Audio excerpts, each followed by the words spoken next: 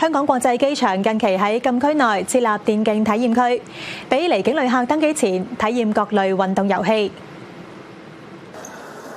電競體驗區位於機場1號客運大樓離港層，喺11號登機閘口旁邊，每日上晝10點到下晝5點免費開放，為期1年。裡面共有8項運動體驗，包括風帆、單板滑雪、單車、劍擊、網球、賽車，亦都有遊戲考驗反應。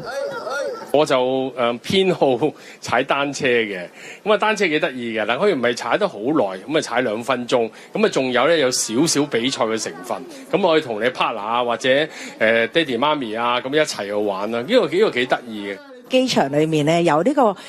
有運動咧，其實係好吸引嘅，所以我頭先咧一路嚟都好興奮，因為咧我哋平時成日轉機嘅時候咧都會腳腫晒啦咁樣啦，咁我哋點樣可以舒緩呢個腳腫咧？就係可以做下啲輕騎嘅運動啦。細心留意遊戲畫面，亦都加入咗唔少香港元素。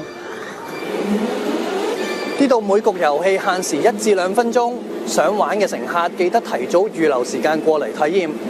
機管局表示一直重視旅客體驗，除咗電競，暑假亦將會推出一系列活動，包括下個月會舉行文化節。另外，機管局表示，早前啟用嘅2號客運大樓，目前每日亦都分流約2萬名旅客。今年咧，香港機場咧嘅客量咧係非常健康嘅增長。我哋啱啱公布咗咧，過去6個月咧係同年增長咧係11%。